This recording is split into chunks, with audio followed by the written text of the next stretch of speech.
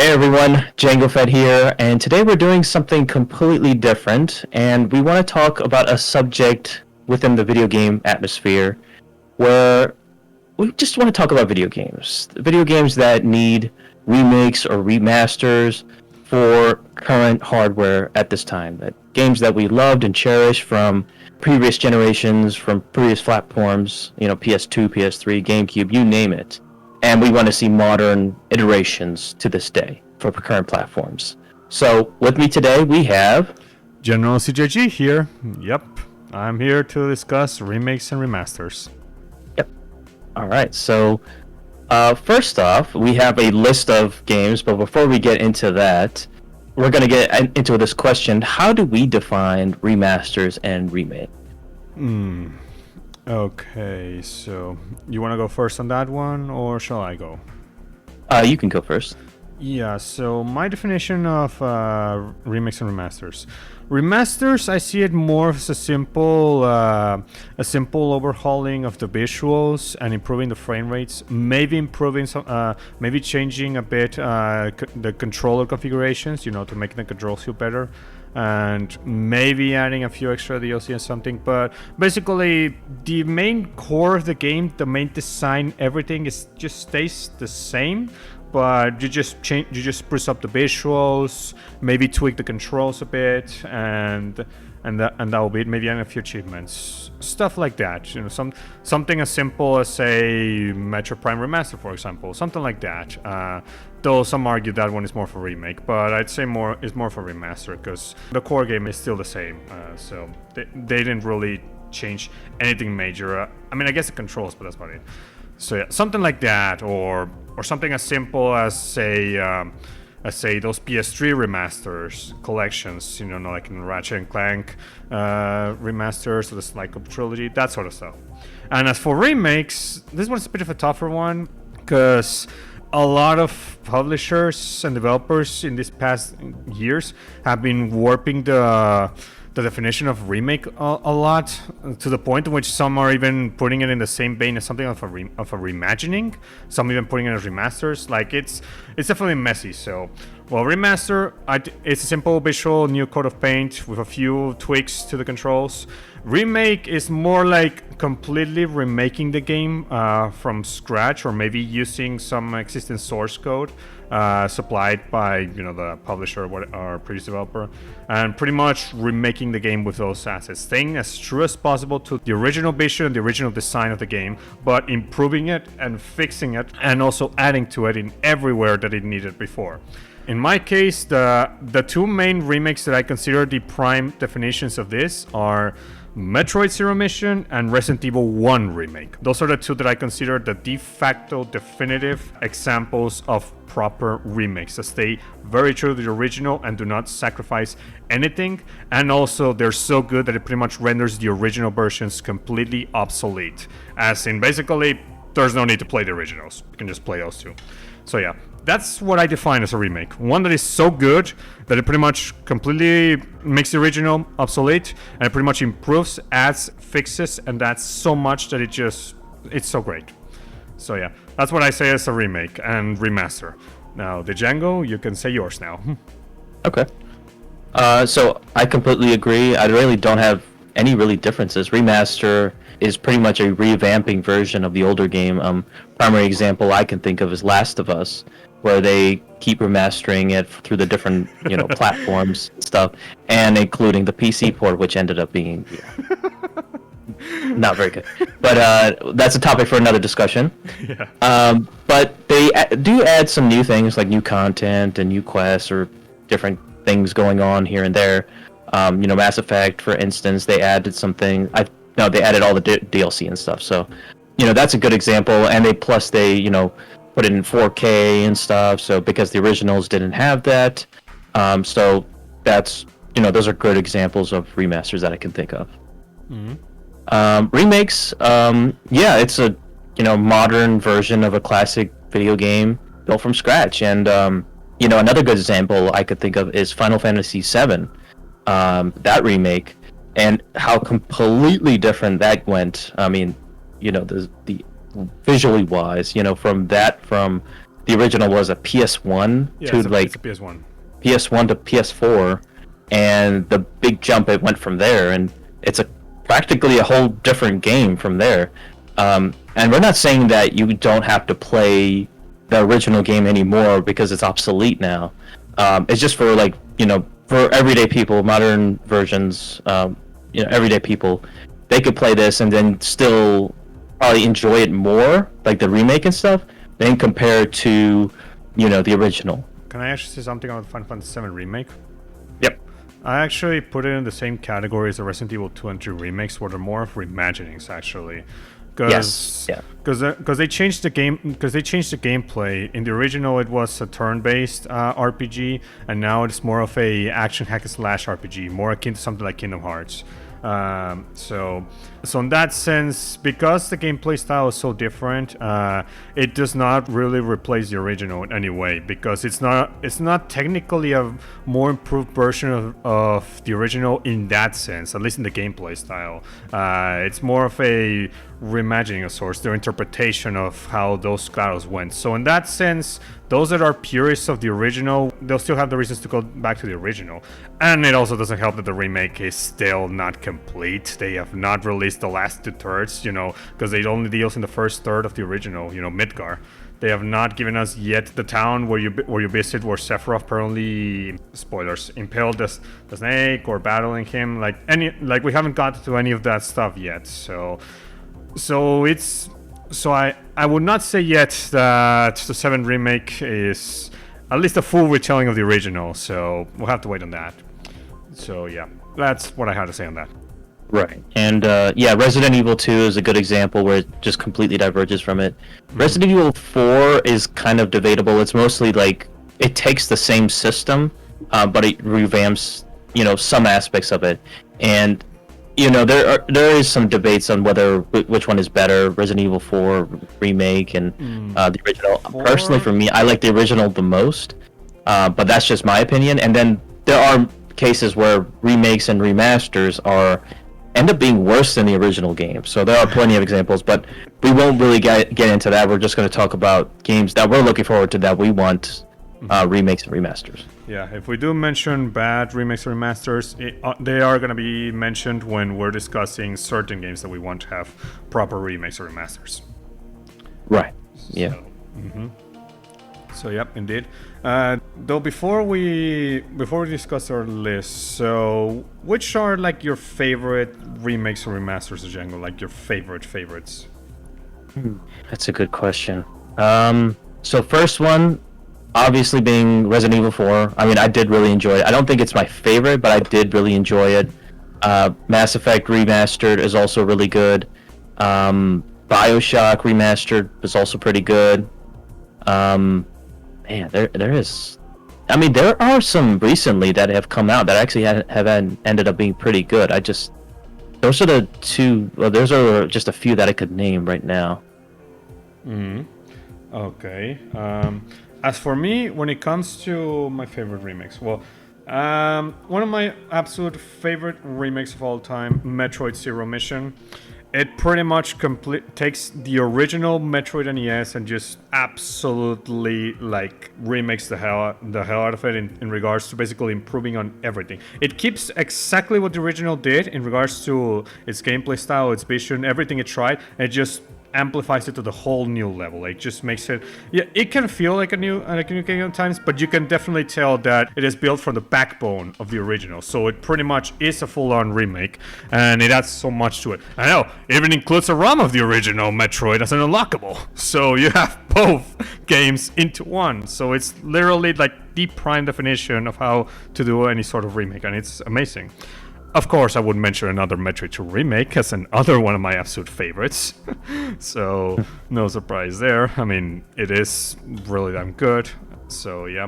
And those are two of my favorites. I did play Resident Evil 1 remake, and I definitely liked it. I hated the ink ribbon system, but that's another topic. So, yeah.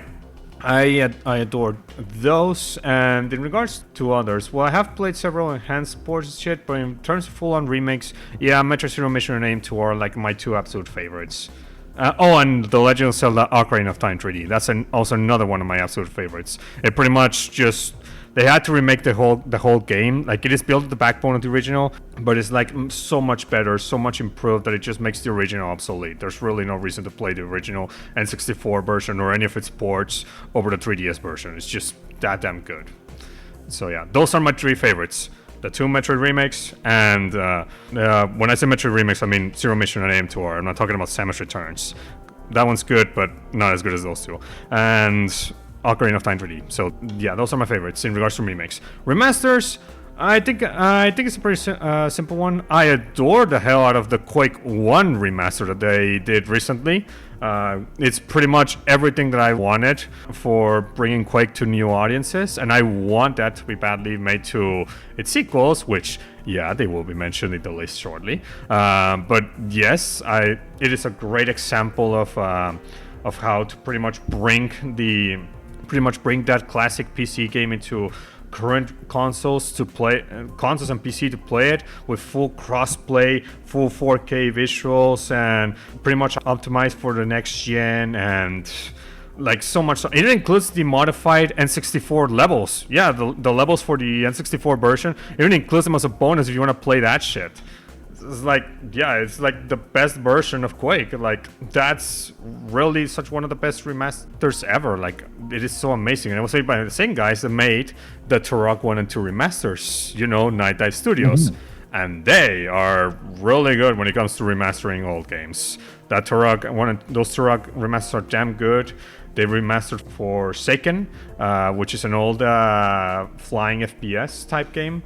They remastered also Power Slave Exhumed and so many other. Like, they're really good when it comes to remastering old games for newer hardware. Like, they are great.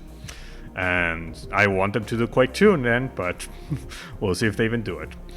But yeah, those are my favorites, I would say. And yeah. Okay, well, those are our favorites. So with that out of the way, shall we now get into the games that we really think should get remakes and remasters? Yes, so I'll let you take the lead on this. Okay, so let's begin with remakes. Those games that desperately need to be remade. Like, desperately. So I'll go and mention all the ones that I have listed here, and once I finish that, I'll pretty much focus on the ones that I think really need them, or the ones that I really want to focus the most. So let's go. So first, Dino Crisis 1 and 2, then Silent Hill 1, Resident Evil Code Veronica, Star Wars Dark Forces, Star Wars Dark Forces 2, or Jedi Knight, Star Wars Rogue Squadron 1, Eternal Darkness Sanity's Requiem, Clock Tower, Alone in the Dark, the original, Metal Gear 2 for the MSX, and Metal Gear Solid from the PS1, Killzone 1, Medal of Honor, the original, Need for Speed 1 to 3, Donkey Kong 64, Star Fox Adventures, Star Wars Knights of the Old Republic 1 and 2, Sonic the Hedgehog 2006, The Elder Scrolls 3 Morrowind, Bully, Mario and Luigi Partners in Time, The Legend of Zelda Oracle of Ages and Seasons, Uncharted 1 to 3, Ape Escape 1 to 3, 007 The World Is Not Enough, and 64. Transformers DS games, the 2 DS games that were based on the 2007 movie, they're actually pretty good, and MechWarrior 1 and 2. So those are the ones that I have listed. Now for the ones that I want to focus. Okay, Dino Crisis 1 and 2. Capcom, you've already been making all sorts of remakes for Resident Evil 1, 2, 3, 4. So you're missing Code Veronica. But Dino Crisis, come on. They're basically like Resident Evil. They're basically Resident Evil, but with dinosaurs instead. And so they have the same tank controls and shit, but with dinosaurs and with their own stories. That shit, I think we need remakes of that. Like, people would like Dino Crisis to return instead of whatever co-op shooter, multiplayer shooter they're doing with dinosaurs. It's called Mexo Primo, I think it's called. So people really do want Dino Crisis to return, and yeah, I agree. Dino Crisis should come back. I mean, imagine a horror game with dinosaurs to Django. Think about that. Yeah. I mean, this is an obvious one too. It's like Capcom is doing a really great job with the remakes. This is just an easy slam dunk to do because they did Resident Evil 2 remake, and after that was just gold. Gold from there. They did a bunch of remakes. So maybe make it into the likes of Resident Evil with Dino Crisis, make it more horror, combined with dinosaurs and such, and then you got a hit. Especially since they're already running out of Resident Evil games to remake. Code Veronica's the only one I can think of they actually need to remake. Yeah. So, yeah, and I don't think 5 and 6 need remakes, to be honest. They were made for the PS3, 360 era. I mean, maybe remake them in the sense that to improve on its aspects, but honestly, like 5 and 6, like 6 was doomed to be bad from the beginning because of all the ideas that we're implementing. So yeah, they're running out of Resident Evil games to remake. Code Veronica's the only one. So yeah, so how about Dino Crisis? Like, that will be... They're still Resident Evil, kinda. I mean, they were using the Resident Evil engine and assets. So, yeah, Dino Crisis. Go ahead. Go ahead, Capcom. Do them. So, yeah, that's Dino Crisis. Next is another obvious one, and I'm just so baffled that they've not done it. Silent Hill 1. My mother of a fuck.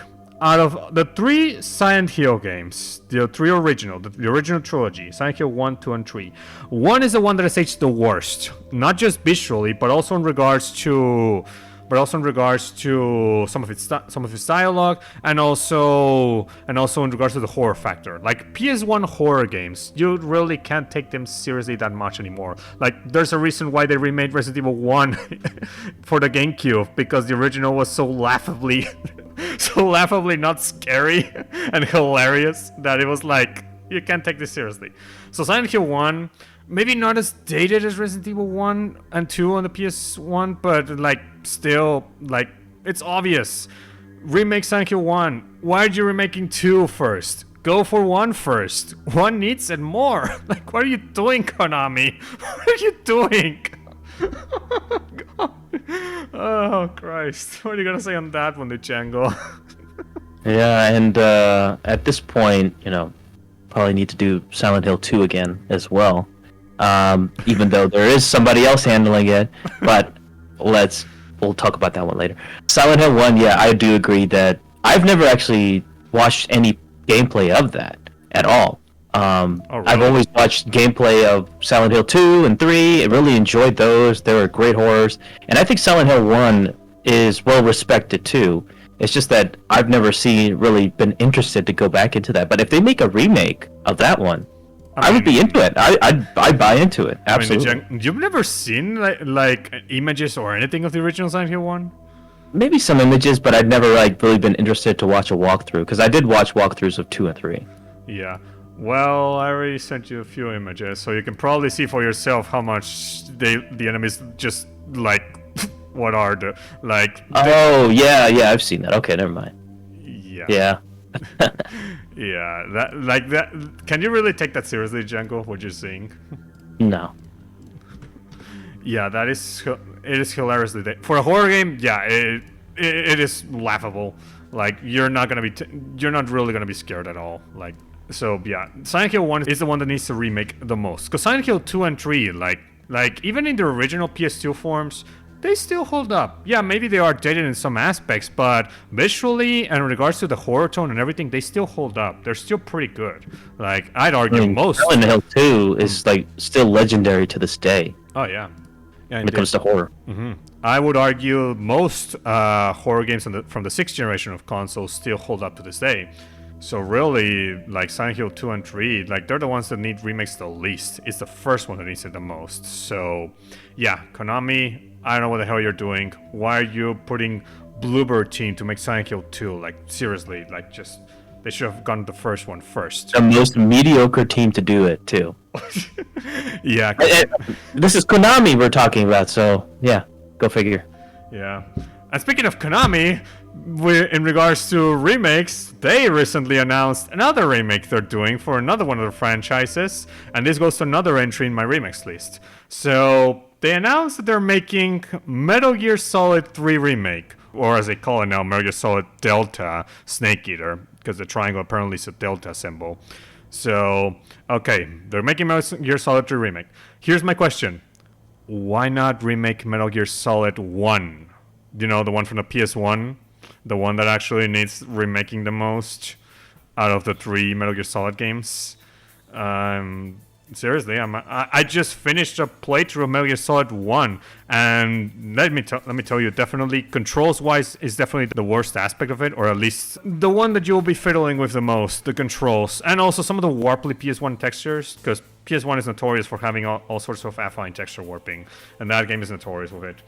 So, yeah, MGS1 is the one that needs to remake the most. They're remaking 3, which I'd argue still holds up to this day in any form, especially with the HD collections they've done with them. So, and also the 2 original Metal Gear games on the MSX, the Japanese computer, those also would need remakes. But if you're gonna be remaking the Solid games, then the first one is the one. So, what are you doing, Konami? Again, asking the same question. So yeah, and Metal Gear Solid 3 Snake Eater, the remake, is being handled by Virtuos and internal Konami. That, just saying that already makes me oh god, already makes me nervous as fuck how it's gonna be. Oh god. What do you gotta say on this one, Django? Yeah, I mean, if you're doing 3, what happened to 1 and 2? Like, that's my question. It's like, obviously you should do Metal Gear Solid 1, 2, and 3. But why do 3 first? Do 1 first. I mean, come on. So obvious.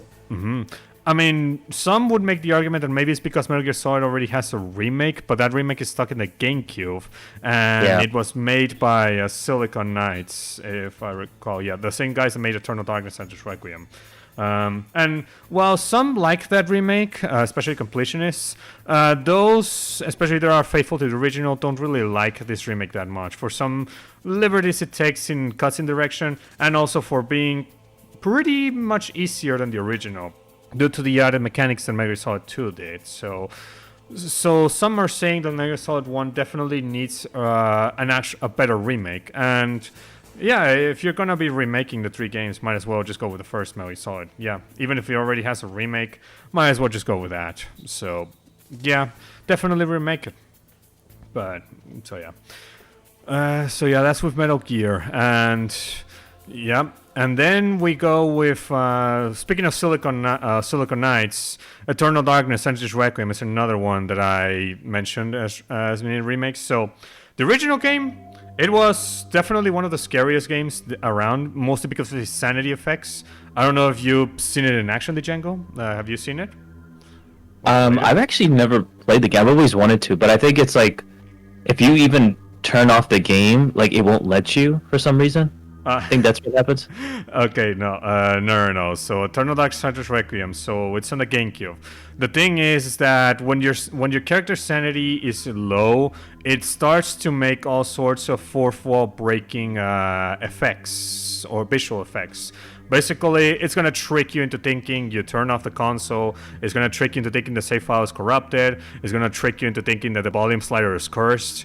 And the visuals are like just basically it just screws with your mind when it comes to what the hell is even going on with your console.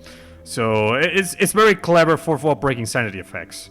The reason why I say it should be remade is because when looking at the game nowadays, you can clearly tell that the game's sanity effects are pretty much from the 2000s. Like the volume slider looks like a volume slider from those CRTs from old days, and certain other things. Like it's clear that it needs to be remade. They need to be remade for current day standards. Like imagine sanity effects, fourth wall breaking sanity effects done for HD TVs, 4K TVs. Just imagine the Django. Let's just think of how much it will make you think that literally your game's fucking cursed. Think about it. That'd be pretty cool. Yeah. It'd be awesome, yep. So this one does need to be remade. Now, Silicon Knights has been long since shut down, so it'd be difficult for this one to get remade, but if somehow happens, then it'd be great. So, yeah. Now we should before we get into one of the franchises that we definitely want to talk about the most, we have 4 entries of it in this list, let's just get rid of the others that I highlighted for remakes. So, Sonic 06, this one, fortunately, somebody's already making a fan remake of Source Chaos X called Sonic Project 06. Yep, go check that out. I don't need to mention more other than it's amazing, and he just needs to finish the bosses and the final story, and we're golden with that one. And I played it, and it's amazing. It fixes absolutely everything from the original Sonic 06. So yeah, and it's free on PC, so you can try it out too.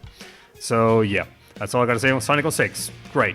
And if Sega somehow sees Chaos' efforts and decide to literally just buy from Chaos and actually just sell it, that'd be something. But you know what? As it stands, great.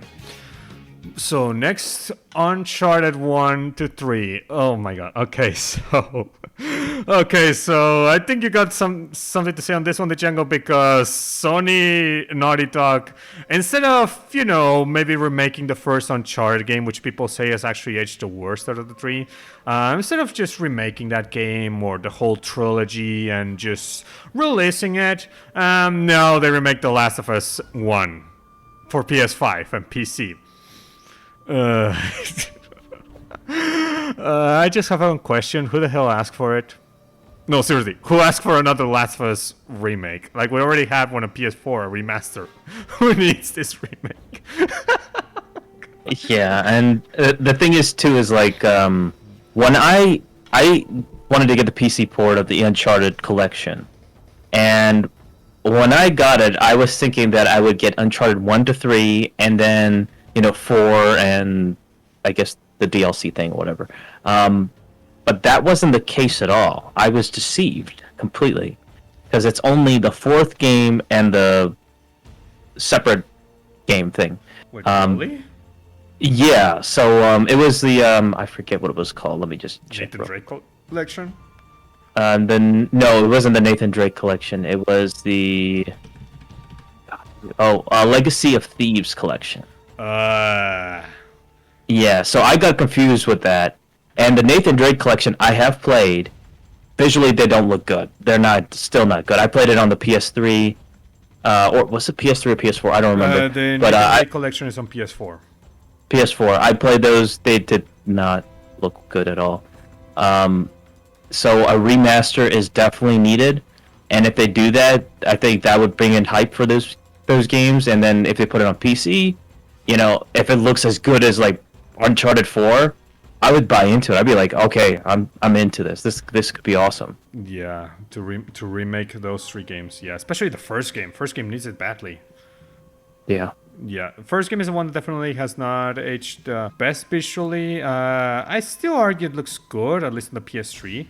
Not so much if you're playing it on 4K TV or anything, because the 720p would look horrendously stretched. And because the PS3, sometimes you could do 1080p and sometimes 720p, depending on the game. So it really depends on how it is your setup. But definitely would not hold up that well in a big 4K TV. So yeah, definitely would benefit Uncharted to have remakes. So stop with the Last of Us remakes, because nobody asked for those. Because we already had a PS4 remaster that already looked pretty good and already had everything, and it actually included the multiplayer. Stop it with that shit. Give us Uncharted remakes. Come on.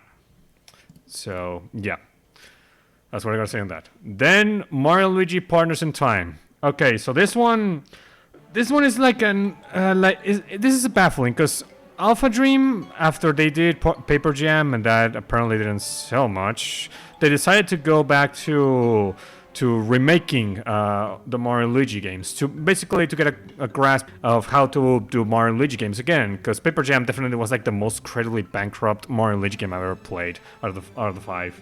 So yeah, they definitely needed to basically get back on the groove. And they did Superstar Saga first in the 3DS, which was a good remake, actually. Maybe not completely supersedes the original, but it is mostly pretty damn good. So yeah. Then instead of doing the second Mario and Luigi game, Partners in Time, they go do Bowser's in a Story, which in the original DS, it is a masterpiece. A near perfect game. Like, there really is nothing in that game that needs remaking or fixing. No, I'm serious. That game does not need anything. Maybe just make the giant Bowser battles better, but like, seriously, you don't need any remaking for that game. That game's freaking 9.5 out of 10 masterpiece. So why do you go and remake that one instead of the second game, Partners in Time? Why skip the second game? This seems to be a trend, Django. Like, Konami skipped Silent Hill 1 and Metal Gear Solid 1, and they go with 2 and 3, and the Mario and Luigi devs, they skip the second game, go to the third game. Like, why? Why is this a thing? Seriously, why do you skip entries? Like, I don't get it. What do you think it is, the Django? Yeah, I don't understand it. It's Nintendo being Nintendo at the end of the day. Yeah. So yeah, Partners in Time is the one that needs remaking the most, because there are some things that game definitely needs addressing. In particular, stuff like, for example, the bros items. Basically, if you buy a good chunk of them, you pretty much could break battles and basically win them easily, even the final boss. So you could literally exploit the game, like because it doesn't have the traditional PowerPoint system that Superstar Saga and Bowser's Story used. So yeah, they definitely. That game needs remaking. So yeah, those are the now. Here's the 4 remakes from one of our franchises that we talked in detail. Even more so if you know from where I've been most of the time, say the Star Wars. Yep, we're gonna talk about Star Wars now. So okay, Star Wars: The Dark Forces game, Star Forces 1 and 2. Do I even need to say why those need remakes? The Django, you might as well just elaborate on why. So Dark Forces 1, mainly, I would say Dark Forces 2 more than Dark Forces 1. Mm-hmm. Reason being, Dark Forces 2 looks like a PlayStation 1 game that has not aged well at all. It's a Doom clone of sorts. Dark Forces 1 is a Doom clone. The Dark Forces 2 is like the PS1 version looking. Yeah. It looks terrible. Mm-hmm. It does not play well on any system, on the PC, for instance. So they need to remake that. And, if they want to do more of the current game, make those, I'm open to that too. Jedi Out too, even if they want to do that, go ahead, but it's not going to be as good as the originals. But Dark Forces 1 and 2 definitely need remakes. Mm-hmm, they do.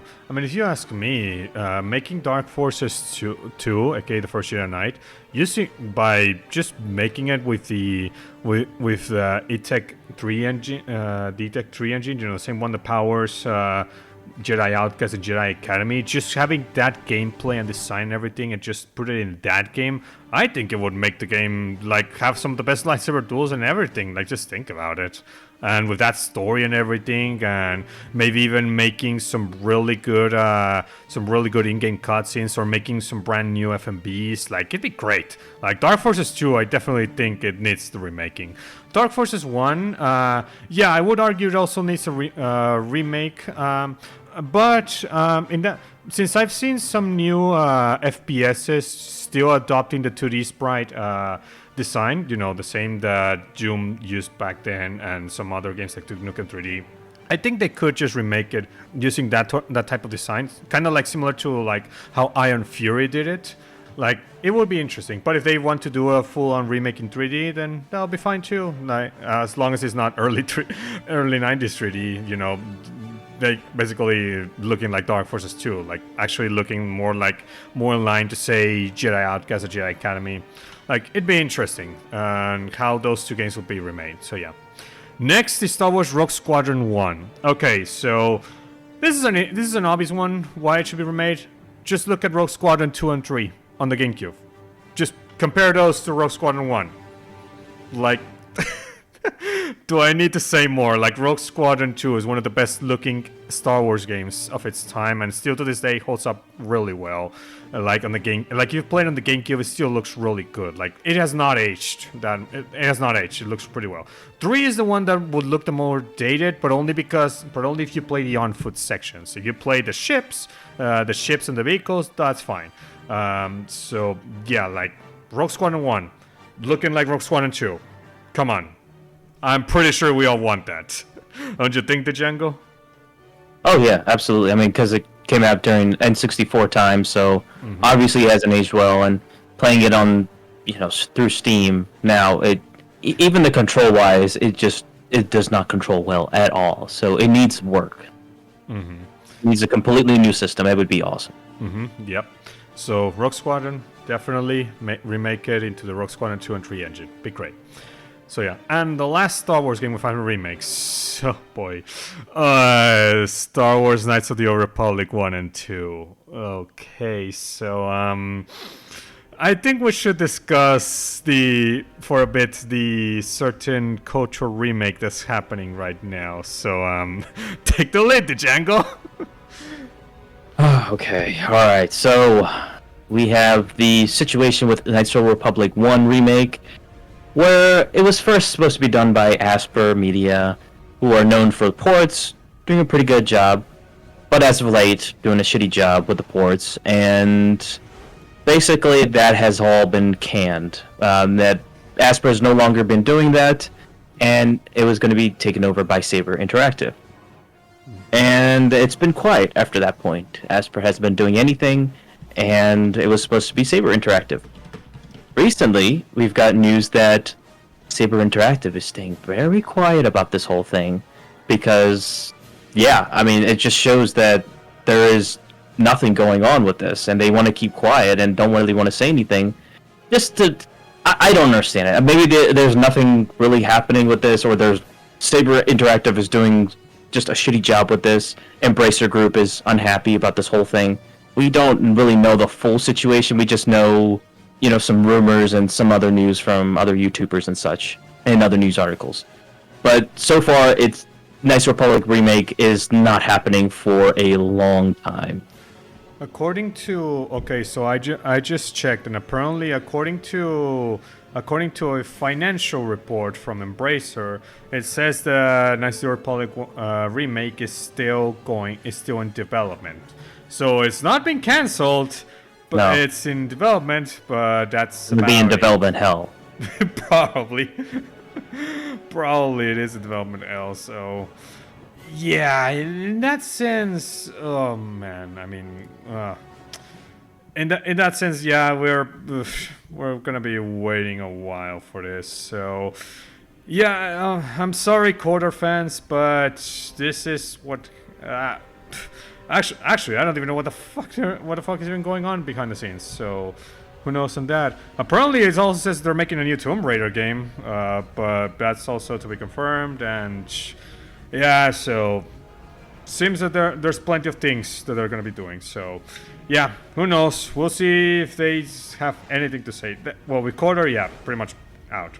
So yeah, so that's in regards to Knights of the Republic 1. So I think this remake will pretty much determine if we're getting a remake of the second game or not, if you ask me.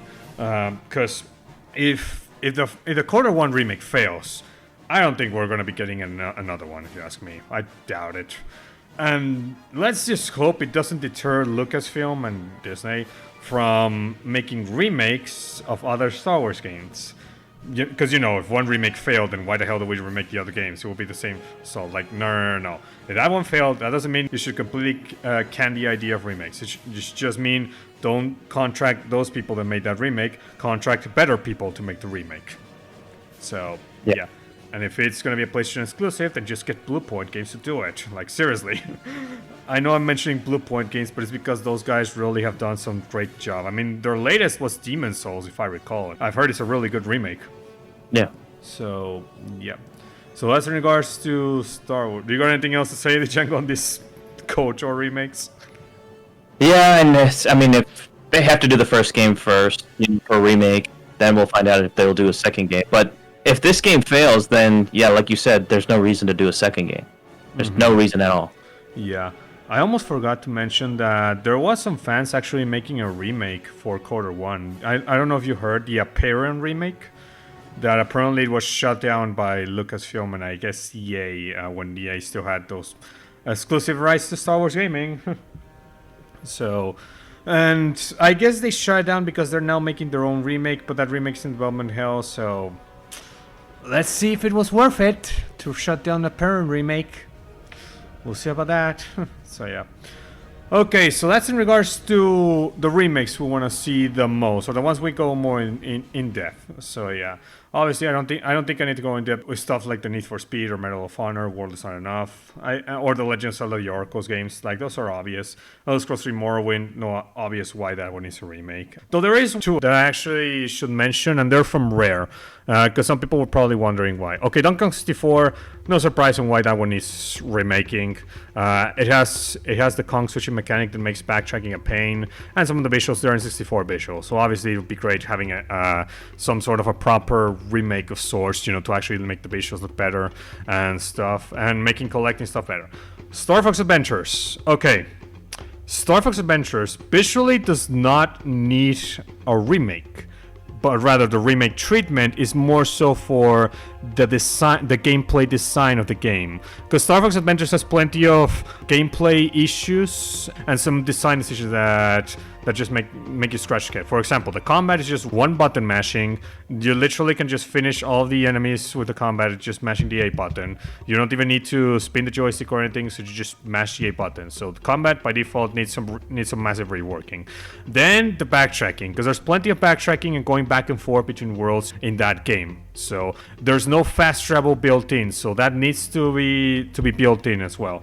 And the Star Fox elements, they feel shoehorned into the game. So a remake would pretty much make it so that they flow better into the narrative, into the world. Like actually having the Star Fox team actually doing more stuff than just contacting Fox. Like maybe actually coming in to supplying some items, or maybe showing up in the planner or something like that. Like the game needs a remake to better flesh out not just the narrative and the Star Fox elements, but also to make the game more cohesive and better to play. So it's not visually that needs the remaking; it's more from a design standpoint. So that's why that game I say needs a remake. And if the game was better designed, I think the hate for that game would be much lessened, because Star Fox Adventure is kind of hated by the Star Fox faithful because for being a Legend of Zelda Ocarina of Time wannabe game, and for not feeling like the Star Fox elements were shoehorned into the game. So that's why if they remade that game, it would actually make it much better to play and more people would appreciate it. And so that's why I'm saying that game needs a remake. So yeah. So that's my 2 cents on remakes. So yeah, anything else to mention remakes, Django? Yeah, there's another one that I can think of. The MechWarrior games. Mm-hmm. The reason I bring up MechWarrior 2, not so much MechWarrior 1. I mean, I'm sure that needs a remake too. But MechWarrior 2 is the game that I grew up with, and I think that a lot of MechWarrior fans, came from that, or BattleTech fans came from that, and really loved that game. It was like their childhood game. So if they do a remake of that, I think it would build a lot of, love from the MechWarrior community into that, and they would know that, hey, this is like the best one out there. Hey, we want a remake. And if they do a remake and it ends up being really good, then maybe they can do 1 and then 3 or 4 or whatever. But so far, we haven't had any of these games, like 1, 2, 3, and I think even 4, on any of the platforms, on Steam, GOG, or anything like that, which is kind of surprising because that's pretty much a legendary series. There's plenty of fans of that series, so it's really surprising that there's no, not even on GOG where it's supposed to be at, or even there's the spin-off real-time strategy games. There's nothing for that, which is kind of surprising. Yeah, indeed. The latest MechWarrior games have been one called BattleTech and MechWarrior 5 Mercenaries that released 2019 for PC, and then it was ported to the current day consoles in 2021. So that's the latest we've seen from BattleTech and the MechWarrior franchise. So yeah, and that's not done by the same studio that did MechWarrior, 1 to 2 and stuff like that. So. Yeah, somebody called those are completely different. Yeah. Piranha Games. So yeah, I mean, yeah. If the ones that own BattleTech would pretty much be like, let's do remakes of these old ones, then yeah, go for it. So indeed. Yeah. Okay, so that was in regards to remakes, and yeah.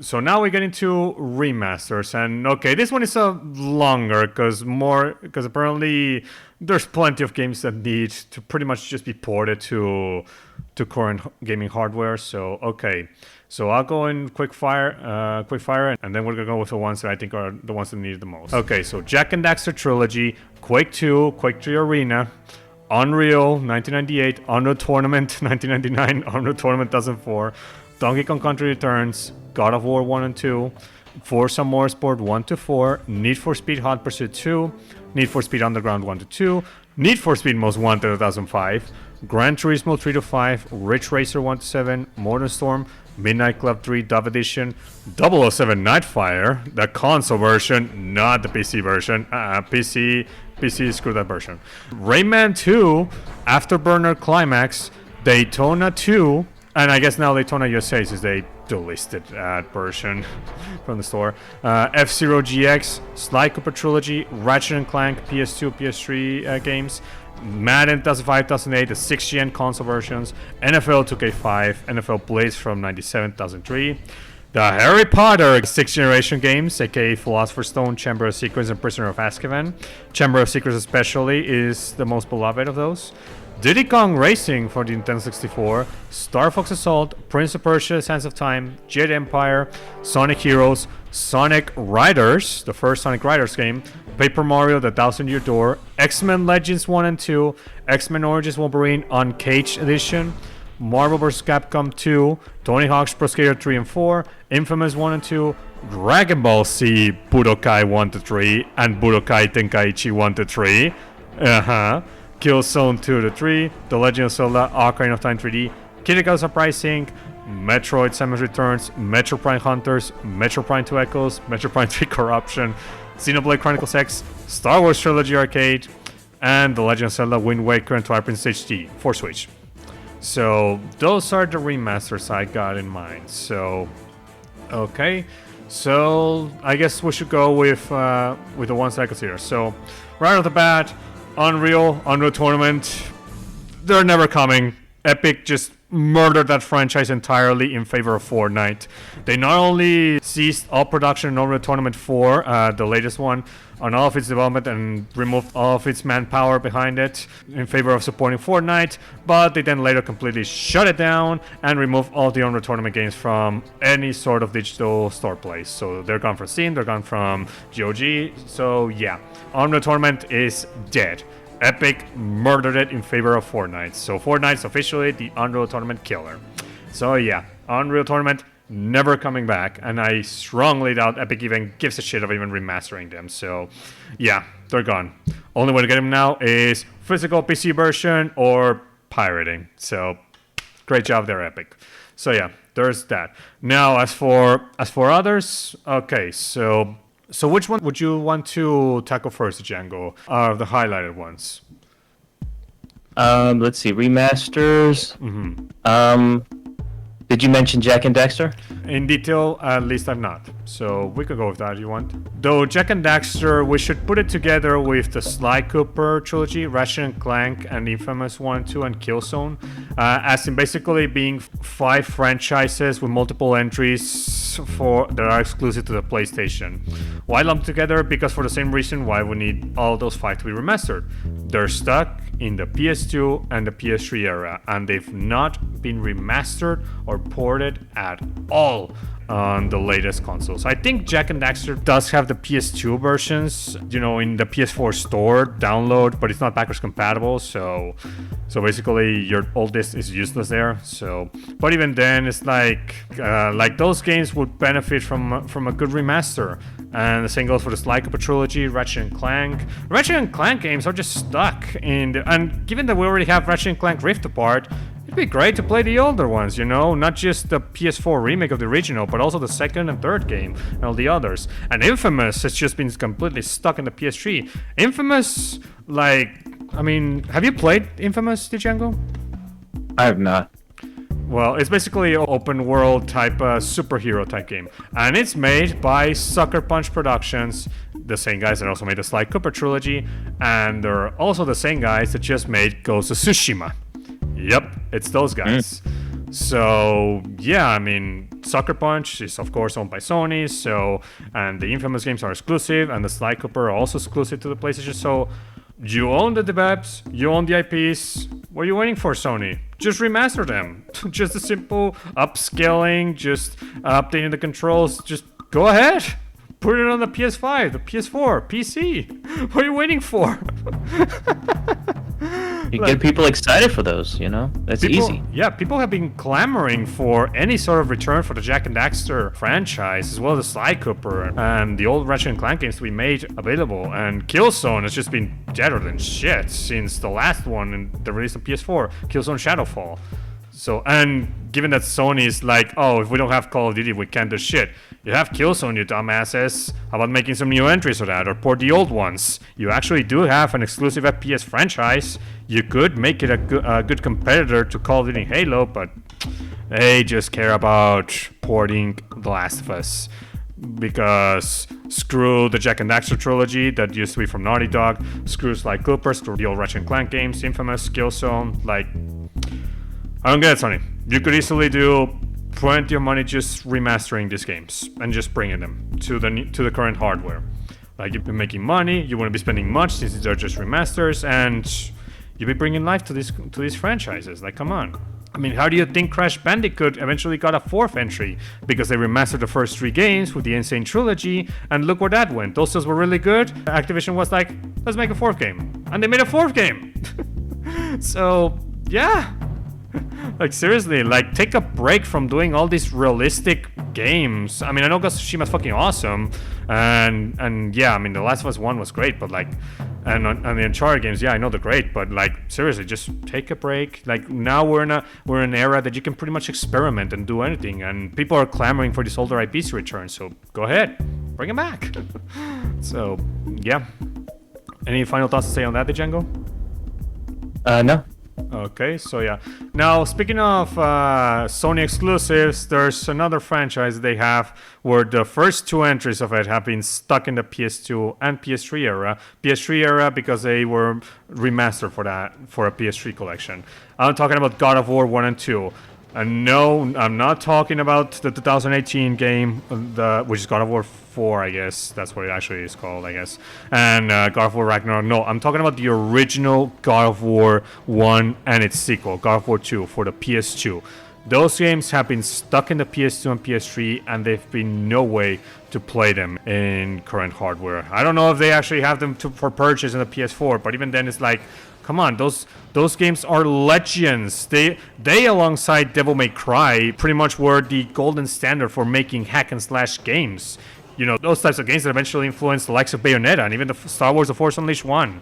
Like God of War 1 and 2, they have to be remastered. They have to be given to PS4, PS5, PC. Like, come on. Like, no excuse. We need God of War 1 and 2. We need to see the origins of Kratos. We need to. So, yep. Anything to say on God of War, Django? No. Okay. So now, so that deals with the Sony IPs. So now, which one do you want to get into, Django? Shall we get into Ubisoft? Let's see. Ubisoft. Which one is that? Rayman 2, Prince of Persia: Sands of Time. Oh, okay. Yeah, let's do those. And there's also another one I would add. Nah. Well, yeah, I was thinking Assassin's Creed 2, but thinking about it now, I think it's that game still holds up. It's great. It's still fantastic. I don't know. Yeah. Yeah, the game holds up. I mean, I played it a few years ago in 360 version, even not the HD, and yeah, backwards compatibility, and it holds up pretty well. In fact, it holds up better than the first game. The first game, Christ, the gameplay of that one just broke me, especially the final boss. It was not that good to play that one. So, if one needed a remake, it will be the first one. I guess we should have added it. So, Assassin's Creed 1, yeah, that would probably need a remake. So yeah, Assassin's Creed 1. And it's nice that we're gonna have Mirage, which is gonna be kind of a homage to Assassin's Creed 1. So I think that's nice too. We'll see how they do it, because Ubisoft lately have not been very good. Yeah, I mean they're going back to their roots, hopefully, but we'll see how the execution is. You know? Yeah, indeed.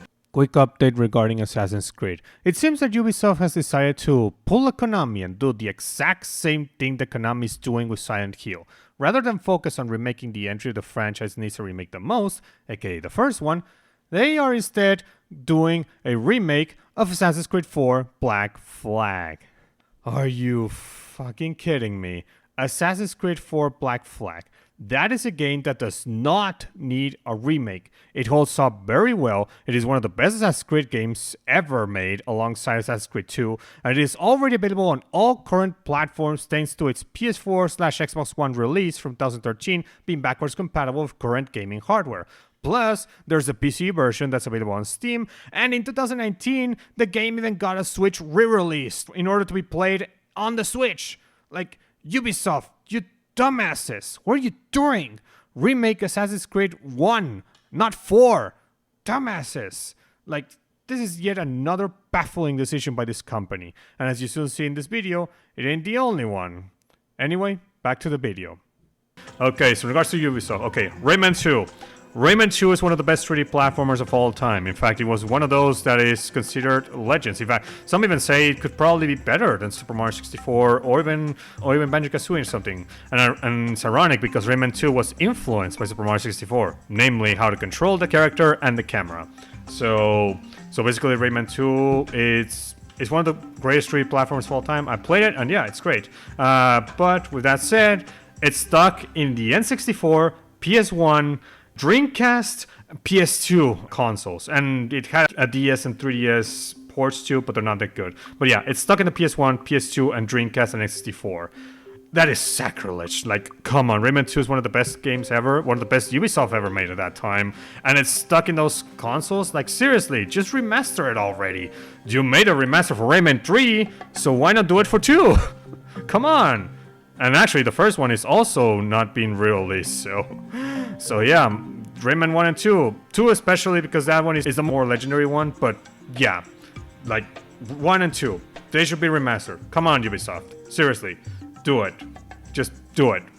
So, yeah, instead of just focusing on Rayman Rain Rabbids and just the rabbits, which, I mean, they had their time, but already the rabbits right now only go very well with the Mario plus Rabbids games. So, yeah, keep it in there. Rayman, just bring them back. So yeah, and the next Ubisoft game, so Prince of Persia: Sands of Time. Okay, I think you probably have plenty to say on this one, Django. So the original game, awesome. It's just that we desperately need a remaster at this point. But the thing is, there has been a remaster in the works. However, it's in development hell. Go figure. This is the one remaster that a lot of people have been calling for when it comes to Ubisoft products, and they were going to do it, but for some reason, something is holding them up. I would guess it's Ubisoft for some deranged reason. And the initial trailer, when they showed like years ago, looked terrible. It looked awful, and it needed a lot of work. And we thought they were going to do that. They were going to change some things after the backlash. And it looks like there's just not really anything going on. We haven't heard anything in years. So I don't know what the hell's going on. But that one desperately needs a remake. Prince of Persia: Sands of Time, the first one for sure. Yeah, it badly needs it.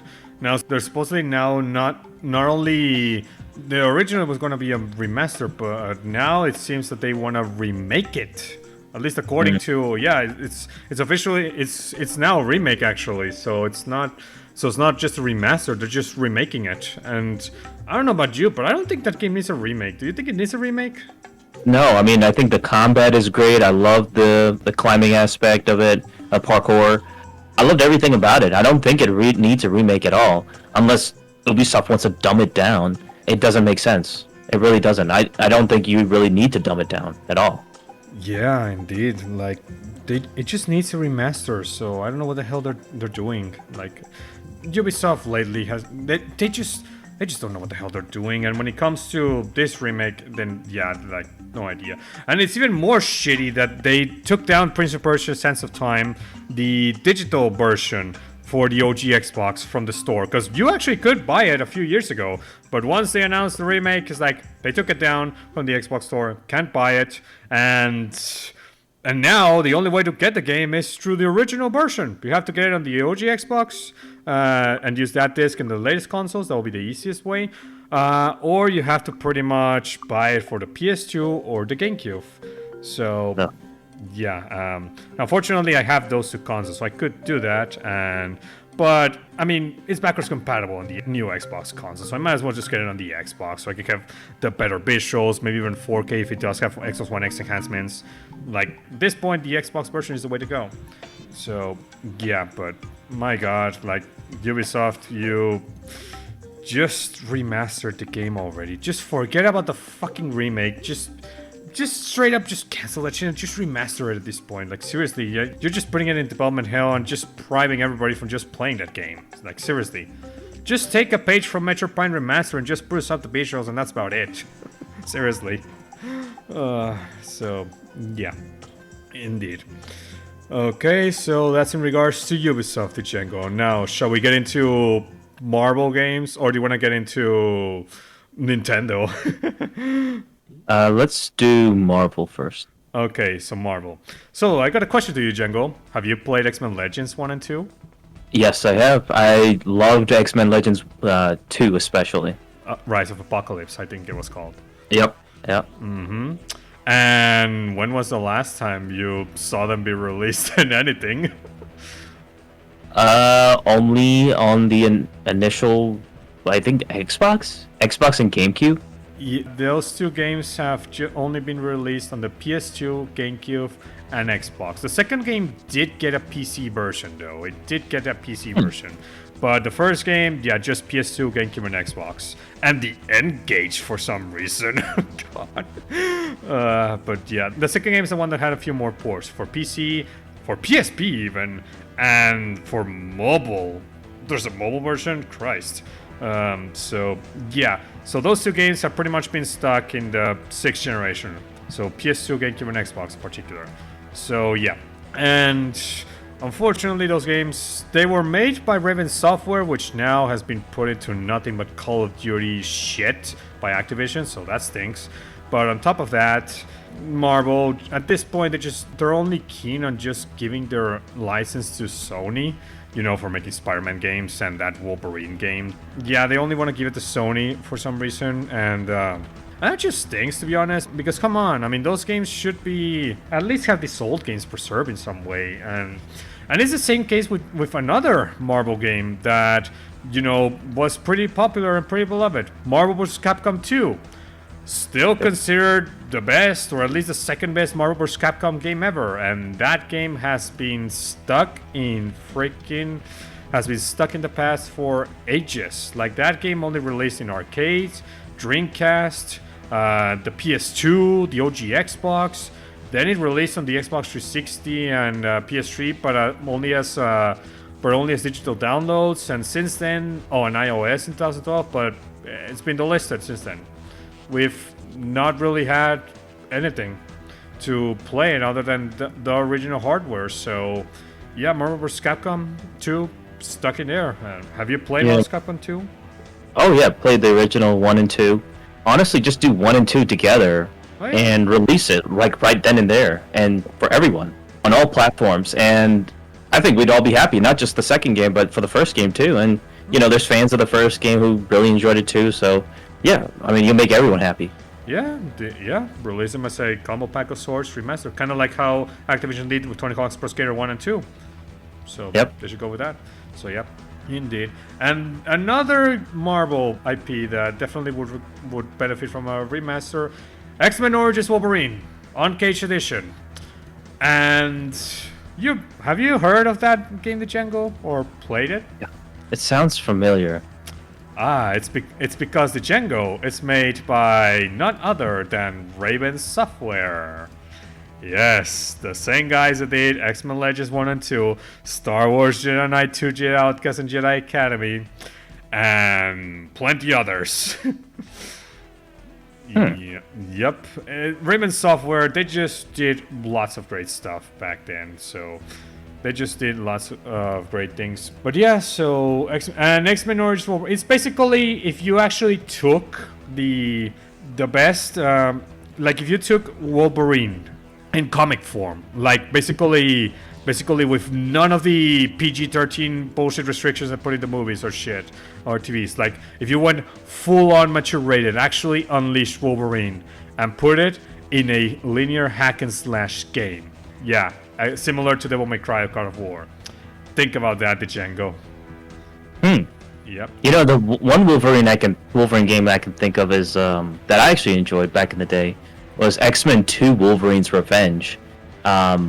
Which is more of like it wasn't so much closer to the movie, but it was more of like a comic book, closer to his comic book character of Wolverine. And you're just kind of having adventures with Wolverine, going through stage after stage and kind of going through not so much the X-Men 2, but it's like more of like discovering his origins as well, Wolverine too. So it's kind of it's kind of similar to that game. Yeah. The only problem with that game, well, at least when it comes to Wolverine standalone, is that, well, just like the movies and everything, it's basically just treats Wolverine as a PG-13 hero. If you read the comics of Wolverine, you pretty much know that Wolverine is very brutal, very violent, bloody at times. I mean, sometimes he himself even gets blown up with nothing but his skeleton left alive, like just... So Wolverine is basically an absolute monster, an absolute killer when it comes to all the brutality that he can do. And X-Men Origins Wolverine is the one that actually lets him set loose, like legitimately set loose. And also is one of the best movie tie-in games of all time. So yeah, I mean, seriously, we really probably a million times better than the movie. Yeah, the movie's just blech.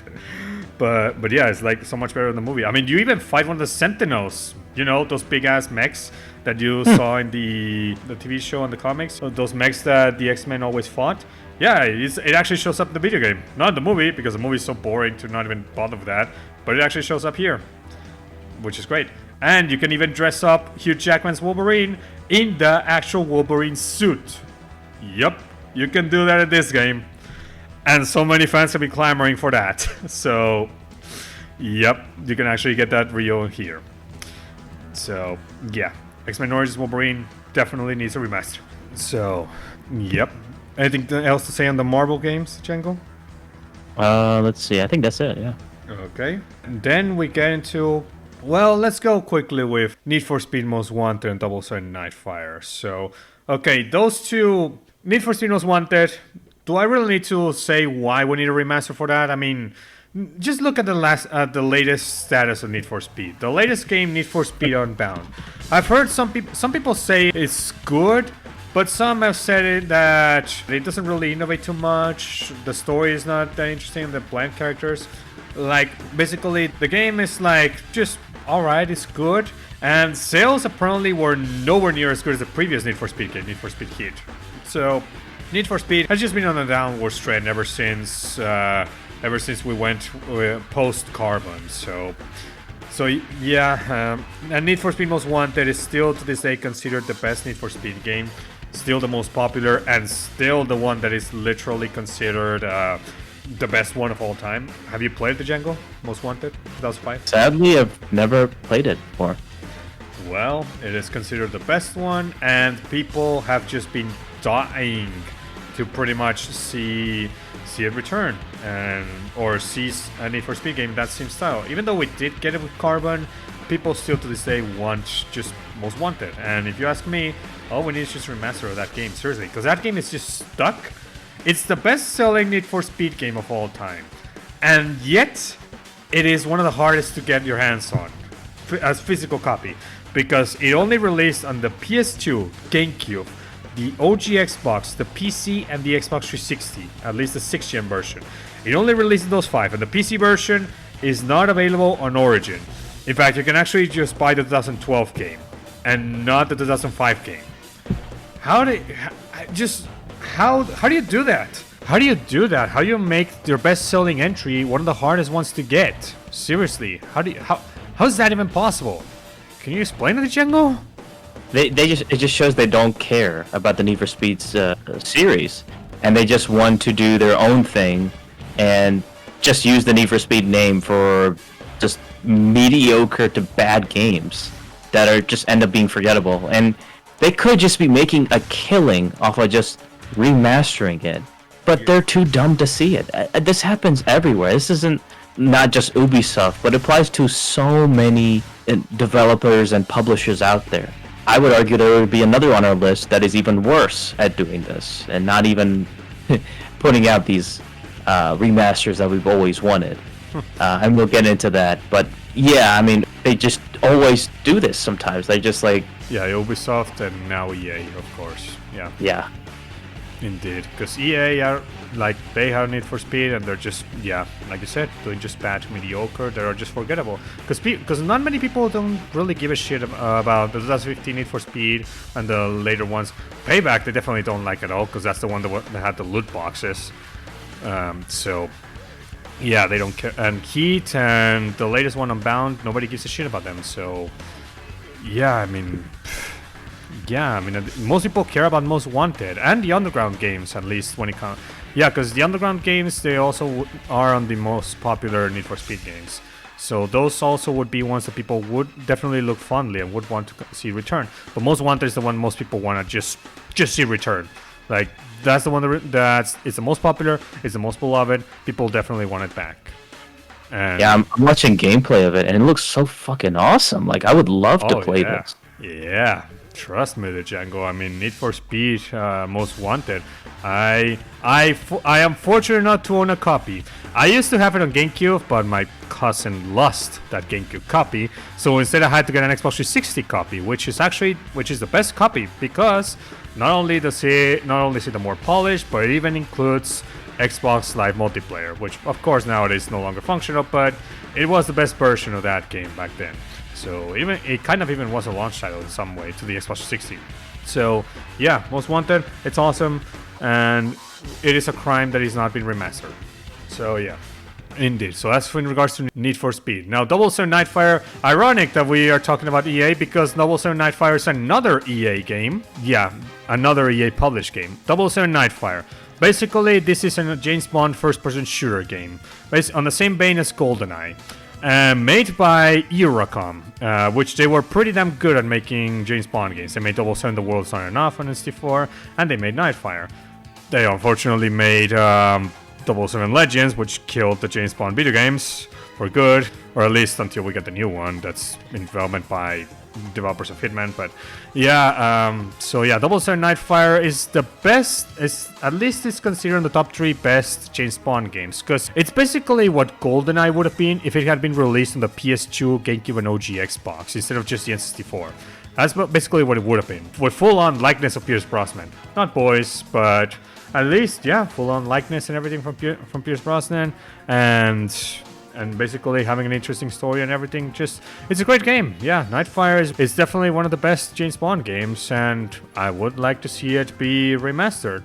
It just needs a remaster. It doesn't really need any remaking or everything. I think it holds up. So, yeah, I mean, seriously. And it was made using I think it was the Burnout or the Need for Speed engine. So, yeah, definitely would be great. So, yeah. So that's it when it comes to EA. So anything else to say on them, Django? No. Okay, so now we get into Nintendo. Oh god. Out of all the companies that have a treasure trove of old games that just needs remasters or even remakes, Nintendo, Christ on a mighty pedestal. Okay, so let's start with the most coveted, the most desirable remakes or remasters, I should say, that people want them so badly to release. Okay, right off the bat, the 2 remasters that were expected to release on the Switch a year ago didn't happen. Instead, we got fuck all. Legend of Zelda, Wind Waker, and Twilight Princess HD. Like, I don't get it. You already have them on the Wii U. Just port them to the Switch, damn it. Seriously, just do that. What are you doing? Just remove the gamepad support and you're fucking golden. The gamepad support is just minuscule in both games. Just, what are you doing? Just port them to the Switch over. I mean, I get it that it's not going to be ported this year because Tears of the Kingdom and they want that game to be selling for the rest of the year, so I get it. But come on, seriously. This remaster should have already been released either last year or next year. Now, we have no peep at all if they're actually coming or not when it comes to the Zelda remasters. Metro Prime Remaster was indeed corroborated by multiple sources, including GF Croft, and that ended up being true, so that much is there. The Legend of Zelda remasters, they don't have that many corroborates. In fact, it was more rumor than any sort of leaks, so we have no confirmation yet, or even leaks that they are in the making, so we don't know if Nintendo would actually port them or not, so that stinks. But CJ, instead we got Skyward Sword. We did, yes. We did get Skyward Sword, which was indeed a surprise. I don't remember people leaking that one though. So Nintendo's unpredictable when it comes to some of their stuff. So maybe we could get Wind Waker and Twilight Princess HD soon enough, but who knows? And we did get Skyward Sword, which is great. And yeah, I do think that game definitely needed to be ported. But so does Wind Waker and Twilight Princess. And Twilight Princess used to be the best-selling Legend of Zelda game before Breath of the Wild. So you'd think Nintendo would want to put it into its new console, but no, I guess. So yeah. Yeah, this tends to be a trend with Nintendo where they have such great, games, and then they don't want to put them. There might be older games, and they don't want to port them for some reason. And they could be making some money off of it. Like, they could just be putting it, put a remake, I'm sorry, not a remake, a remaster of whatever game it may be, and then just put it on the store. You can put it digitally. You don't have to necessarily do physical all the time, physical and digital. Mm-hmm. You could just put it digitally and, just put it out there. And people will buy it. People will get into it. And especially these beloved games like Wind Waker and Twilight Princess. Wind Waker is like my all-time favorite Legend of Zelda game, and I would just absolutely love a remake for it. I mean, it just makes the most sense. And same with Twilight Princess. And the fact that it's only for, Wii U for those two releases, but for some reason it's been years since the Switch. There's no ports of those. We're not asking for much. We're just gonna ask for those ports from the Wii U to the freaking Switch. That's it. Yeah. That's really it. Because both of them ended up being really good. Even the Wind Waker one, which was just, graphically there were some issues.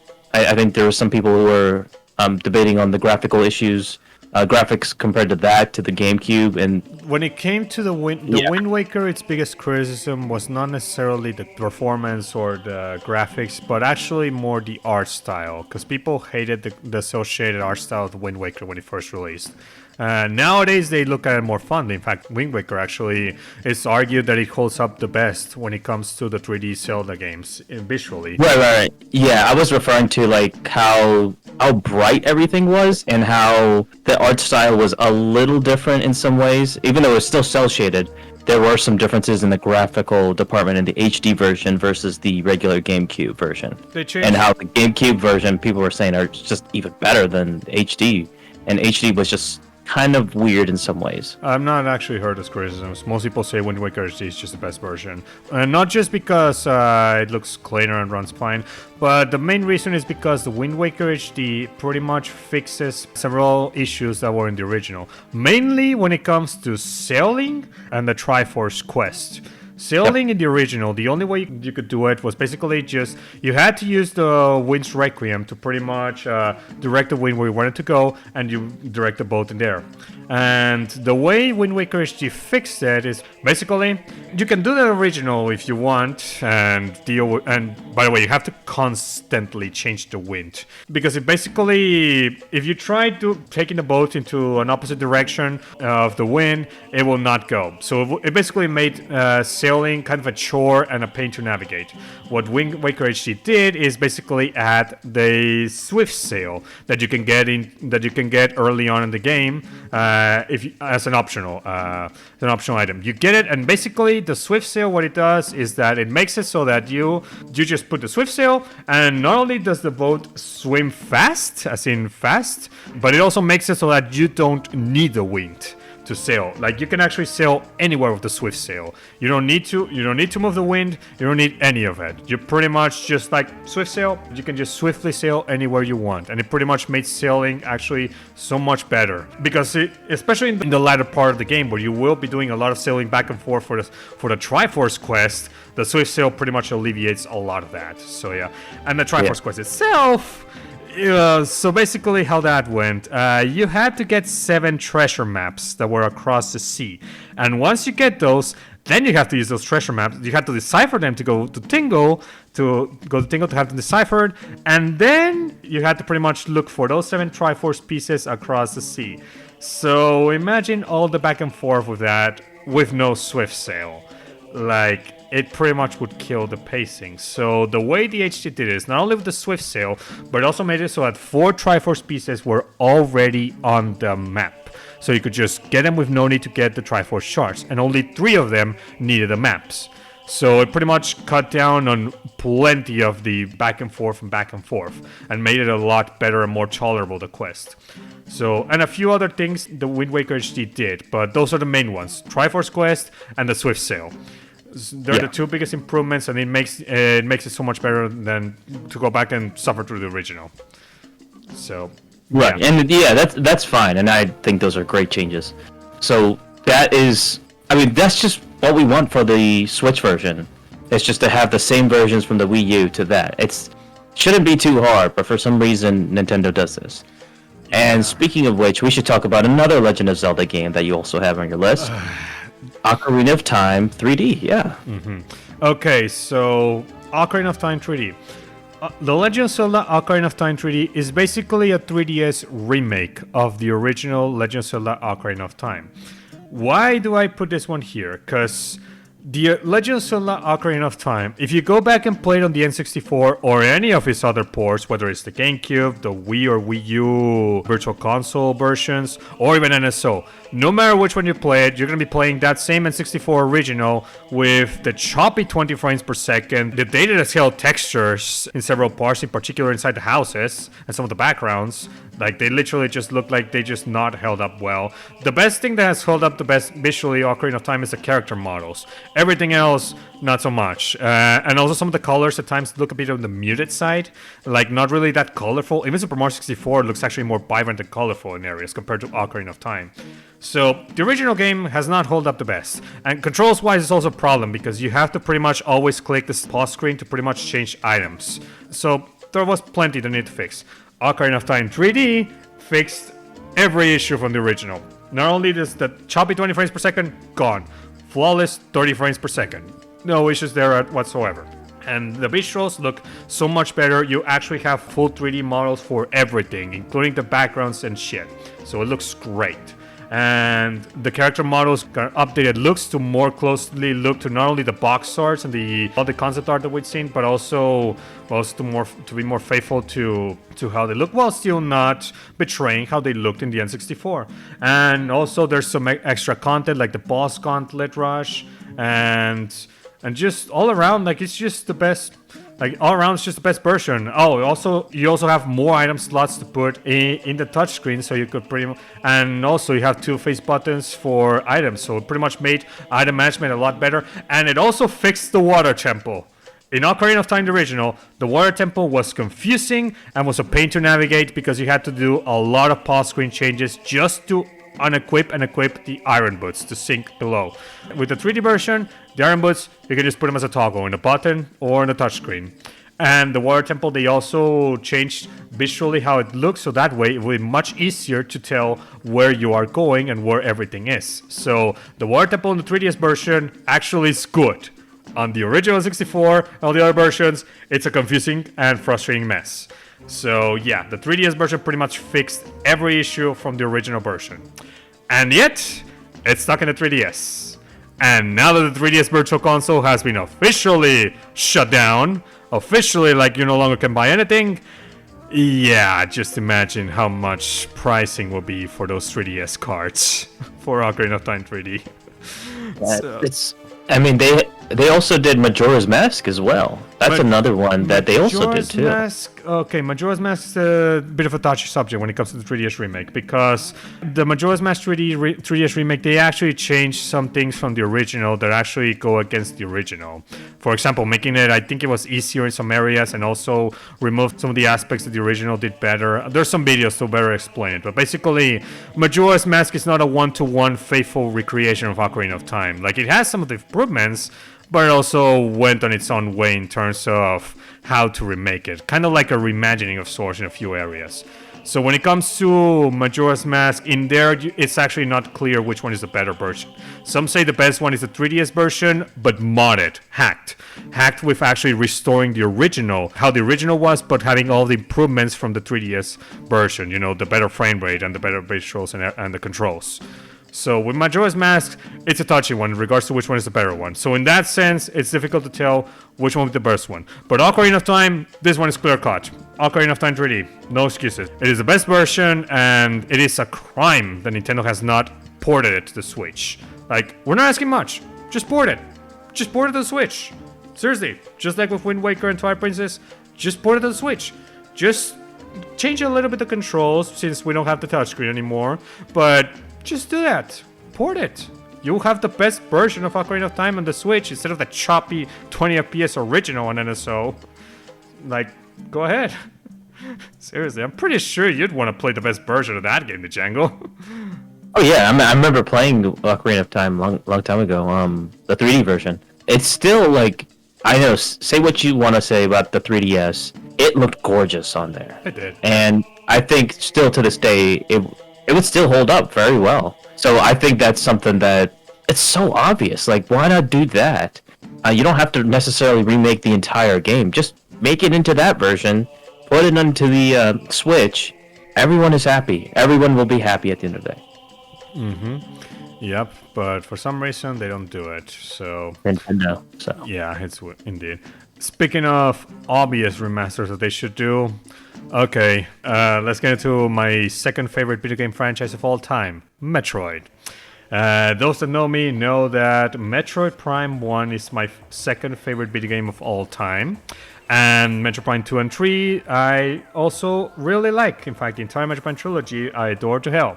Even if I'm a bit biased on the first game, but yeah, all three games are great. They're solid. We got a remaster for Metroid Prime 1. Okay, where is 2 and 3? And according to the leaks, supposedly we are going to be getting remasters for Metroid Prime 2 and 3, but they're not going to be the same as Metroid Prime 1. In fact, they're just going to be just straight up HD ports instead of actual remasters. And yeah, so what do you think of that, Django? I mean, if Metroid Prime 2 or Metroid Prime 1 had the the big treatment, why can't Metroid Prime 2 and 3 also have the same treatment? That makes no sense. Yeah, I don't get it. I don't get it either. They just want to. The leaks say that they just want to pretty much just port 2 and 3 with improved controls, and that's it. Not overhauling the visuals or anything. Now, for Metroid Prime 3, okay, I can get behind it, because Metroid Prime 3, you can play it nowadays on the Wii with component cables, or the Wii U version, or basically the Metroid Prime trilogy, the Wii U, that's on the Wii U, if you have that. Prime 3 still looks great. In fact, it's the best looking of the three Prime games, the one that has held up the best visually. So you wouldn't really need to do much in terms of addressing. You only need to deal with the controls, which they could do. Prime 2, on the other hand, it is the other GameCube Metroid Prime game. And that, there are areas that it looks better visually than Prime 1, mostly in the character models, but there are times where it actually looks worse or more bland in some areas. Some people actually think Agon Waste does not look that good visually. Torbus Bog, there are times that it looks pretty, but at times that maybe not so much. And Sanctuary Fortress is the one that people agree that is the best looking place in that whole game. And seeing how we saw the Metroid Prime Remaster just pretty much change the visuals for the better in everything except the doors, Prime 2 would be perfect to have an entire remaster. Like, it needs it. It needs badly that visual overhaul. I really do think so. Like, Prime 2 needs the overhauling. If you're only gonna port the Prime games in just simple port, okay, do that with Prime 3. I'm fine with it. Prime 3 is the one that's held up the best visually, so no issues there. You can port that straight up if you want, with just the better controls. But Prime 2, that one needs the visual overhauling. It needs it. So please overhaul that one. Like, Prime 2, overhaul its visuals just as you did with Prime 1. Do that. Absolutely is needed. No questions asked. So yeah, that's what I gotta say with Prime 2 and 3. Now, as for the other Metroid games that I have, Metroid Samus Returns on 3DS. The same story as with The Legend of Zelda Ocarina of Time 3D. It is a 3DS game that is also stuck in the 3DS. And now the eShop is gone, the 3DS eShop, yeah, that game's stuck there.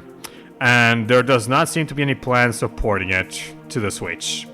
So the official remake of Metroid 2 is now officially lost to time. Great. So much for trying to take down AM2R when it first released Nintendo. Yeah, now both remakes are having trouble getting in the hands of people. Good job there, Nintendo. Yeah, so... Yeah, what do you think of that one, the Django? At the end of the day, Nintendo being Nintendo. Mm-hmm. Yep, indeed. So yeah, and the last Metro game that I have here is Metro Prime Hunters. Now this is an interesting one because Prime Hunters, it's a Nintendo DS game. I don't know if you've heard of it, the Django, or played it even? No, I actually have not. Okay, Metro Prime Hunters. It's basically a DS single-player / multiplayer game, but more so multiplayer single-player. In fact, the campaign was an afterthought, actually.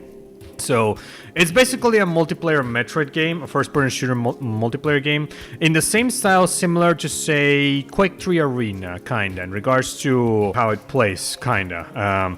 So it's kind of like that, but you choose either Samus and 6 other hunters. Those that are Metro faithful know which ones they are. Weeble, Noxus, Candon, Trace, Spire, and Silex. Most people know Silex because he apparently is confirmed to show up in Metro Prime 4. So, yeah. And since we're making hype for Metro Prime 4... and Nintendo is going to remaster Prime 2 and 3, or at least, release the HD ports. Well, what about the title that introduced the supposed main villain of Prime 4? Metro Prime Hunters. That's the one that Silex first showed up, and that's the game that also pretty much not only showcases Silex for the first time, but also has a bit of backstory and detail on not only him, but the other hunters as well. And if the other hunters somehow show up in Prime 4 in cameo form or whatever, then yeah, you need to put Prime Hunters in the hands of people. Even if the campaign was just an afterthought, you need it. Now, the biggest thing that needs to be fixing on Prime Hunters, at least you're remastering it or remaking it or whatever, is the controls. Because the game, you had 4 options. You could either play with the face buttons or you could play with the touchscreen. And both options had a left hand and a right hand configuration. I wanted the face buttons, I think left hand configuration, because that was better for mind. But others prefer using the stylus to aim and shoot. So controls were not ideal, especially nowadays, but they did the job.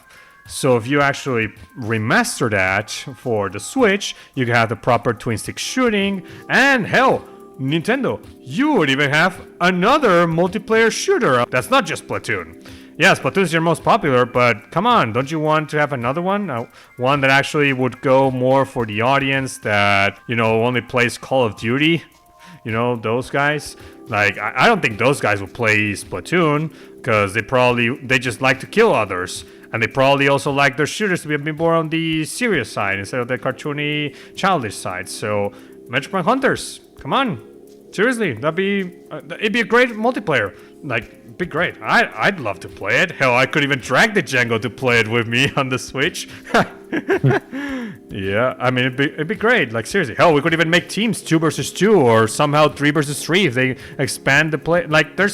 There's plenty of things they can do if they just remaster Prime Hunters.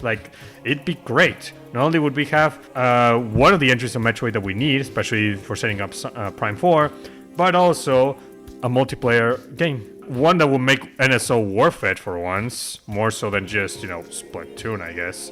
So, yeah, seriously, we need it. So, yeah. What do you think, Django? Prime Hunters on the Switch. I see why not. The more the merrier. Yep, indeed. So, yeah. So that's in the case of Metroid. Now, there's 2 other franchises, or should I say 3, that Nintendo also has not released any... Has not made any remasters or anything, and actually has not released a new entry in a while. Well, okay, one of them it did, but not in the way fans expected. Okay, so let's get the most obvious one out of the way in regards to this 3 remasters people have been clamoring. F-Zero GX. There's no way around it. People have been dying for F-Zero to return, because the last entry for F-Zero was back in 2004! 2004, 2005. Oh, God. Yeah, I'm not kidding, Django. The last entry ever released for F-Zero was back in the fucking mid-2000s. F-Zero GP Legend released... Holy shit, released in 2004. Yeah, in North America. In Japan, 2003. That was the last F-Zero game released overseas everywhere. And if we go by Japan exclusives, the last one was F-Zero Climax 2004. F-Zero has not gotten a new entry in ages. Oh, God. I feel your pain, F-Zero fans. I feel your pain because I felt it with Metroid for an entire decade. Even with Samus Returns, I still felt it. So yeah, F-Zero fans, yeah, you need a new entry, but Nintendo's not gonna make it. Because in their words, they have no idea just how to evolve the formula. Even though I argue they don't need to evolve the goddamn formula, they just need to make a new entry with the formula from F-Zero GX. So I say, just remaster F-Zero GX. It looks visual. It's one of the best looking GameCube games. It runs at 60 frames per second consistently, and it's considered the best F-Zero game ever. So go just remaster that one. And it's a GameCube game, and people want some GameCube remasters. So yeah, F-Zero GX. What do you think, Django? It's an easy one too. It's like people would buy into this immediately. People would go crazy. I'm telling you, this would be the biggest game release, biggest announcement, I should say, that Nintendo would ever do. It would bring in so much excitement like no other. Bring one of the most beloved titles, F-Zero, and I would love to play I've played the original F-Zero many times. I've never played GX. I've always wanted to. Unfortunately, that never happened, but it looks so fucking awesome. I'm just surprised they haven't even done more of these games. It's so weird. Like, they did plenty of Mario Kart, but for some reason not F-Zero. I don't get it. People speculate the reason why Mario Kart's been getting plenty of entries and F-Zero not is because Mario Kart's been selling more and more as time went on, whereas F-Zero has been losing sales. So that's why. And yeah, if you check the sales data, yeah, F-Zero has actually been going on a decline of sales since the N64 days, actually. So the best selling was the original SNES title.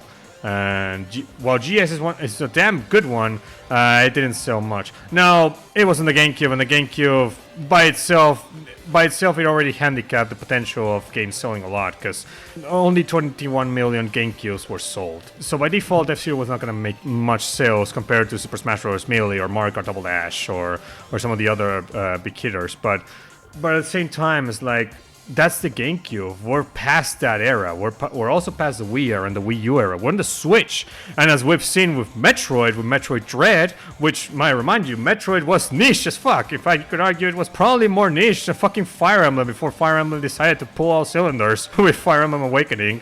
Like, Metroid was fucking niche as hell, especially in the 2010s. And that is getting a return to form. It's getting a reawakening of sorts with Metroid Dread and now Metroid Prime Remaster.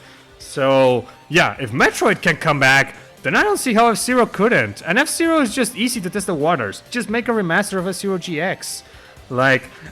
Okay, question to Django. How many people have you heard that they want F-Zero to return? How many? How many people have you seen online or people you know? Online, yeah, I've seen plenty.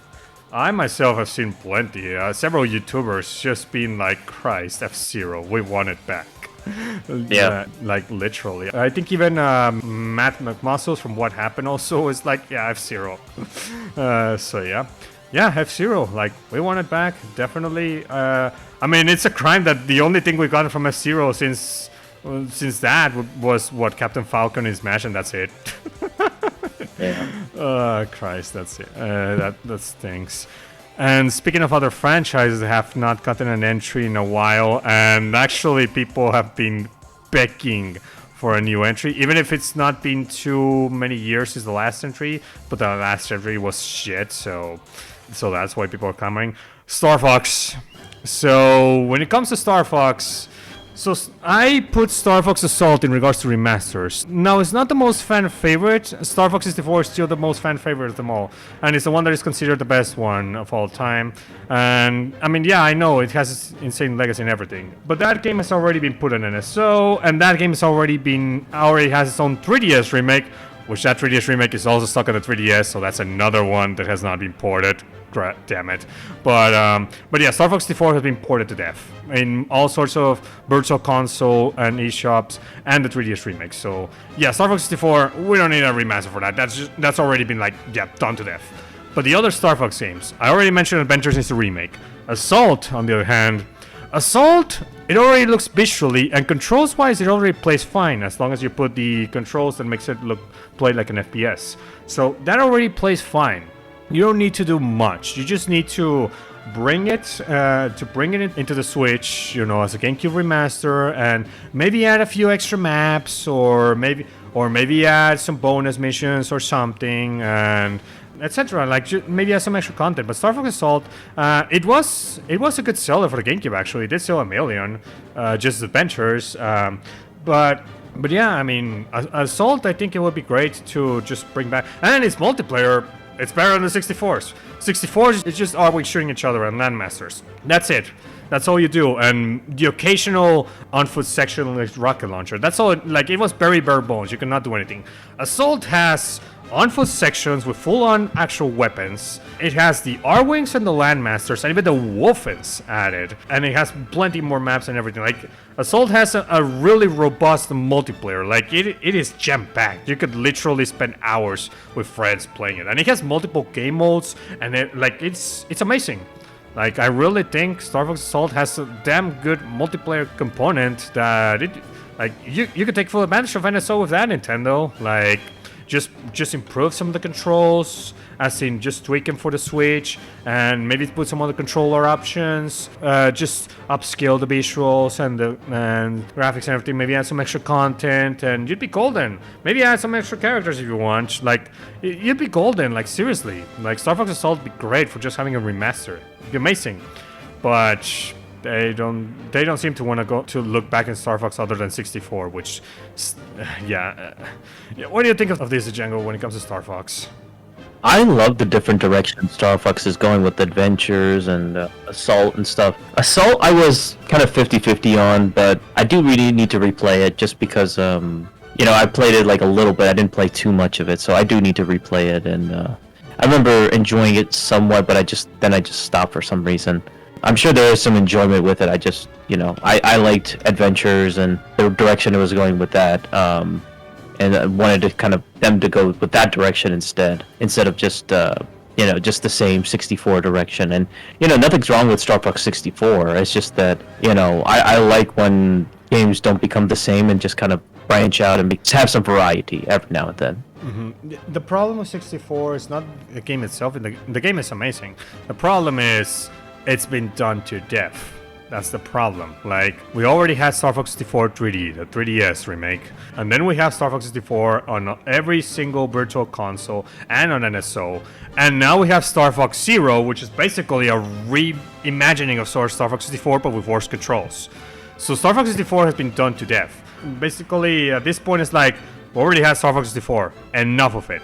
Yes, we get it. Star Fox Adventures and Assault, because of different directions, Nintendo and others were kind of afraid of going into other directions, especially because the last Star Fox game that went to different direction before Star Fox Zero was Star Fox Command. But what killed that one was more so the controls, actually. Not so much the direction it was going, but definitely the controls.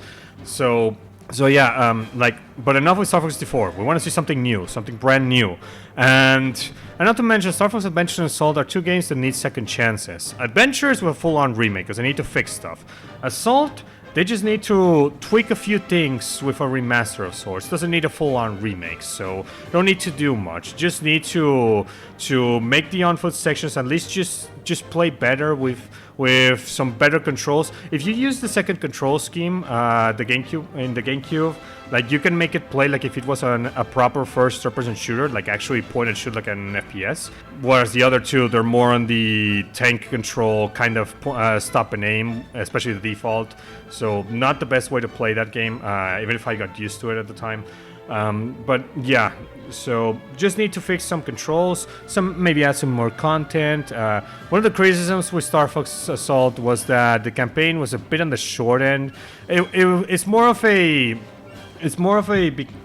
reason was more so because it was just 10 missions, whereas 64 you had like more than 10, and you could choose your path. Whereas Assault is more on the linear side. I don't mind that it's linear, but yeah, some could argue it's definitely more shorter. Assault was made more for replaying it, for the higher scores, and well, not higher scores, more like for getting the higher difficulty medals and retrieving the 5 flags. So it does have some replayability. The multiplayer is definitely where you get the most replayability out of, especially with the shit ton of unlockables that it has. So yeah, basically, Assault just needs a remaster. Just needs some tweaking, some improving to making it play great. You know, kind of like Skyward Sword HD, where they pretty much fixed any small issues that one had while not massively changing the game. As in massively changing it from what it looked like and how it played. So yeah, that's all Assault needs. Adventures does need a full-on remake. So yeah, that's what we need with Assault. And I'd be glad to have that. So yeah. Indeed. But the next remake, or should I say remaster, is one that a lot of the faithful fans would definitely want, especially because this game is not only stuck in the GameCube, but nowadays it goes for $100 to $150 on resale stores. I'm not kidding, Django. This game actually is on the gets to the hundreds when it comes to being pricey for the GameCube. And yeah, and this game is one of the most beloved games on the GameCube. In fact, it's actually considered one of the best RPGs ever made, even. Yeah, I'm not kidding. It actually is considered one of the best RPGs ever made. In fact, it even rivals the other best Mario RPG, Mario and Luigi Bowser's Story. And the one I'm talking about is Paper Mario: The Thousand-Year Door. Boy, if you go online and search for the legacy of this game, or if you even look for fans of Paper Mario, yeah, so many people will literally tell you that Paper Mario: Thousand-Year Door is literally considered one of the best games ever made, and literally one of the absolute best RPGs you could ever play in your life. In fact, it is so good that people, even to this day, are clamoring for a Paper Mario game to be done in that style. The style of the original Paper Mario and this one. Because every Paper Mario game released after Thousand Year Door has been just literally drawing whatever sticks with whatever new gameplay style it had in mind, and just use the Paper Mario IP for the favor. Super Paper Mario, they just made a 2 to 2.5D platformer. Paper Mario Sticker Star, they just made a whatever the hell they were thinking with doing this turn-based combat with stickers, instead of actually using proper turn-based combat. It was gimmicky. And then Color Splash and the latest one, Origami King, they just had combat systems that were just so not good.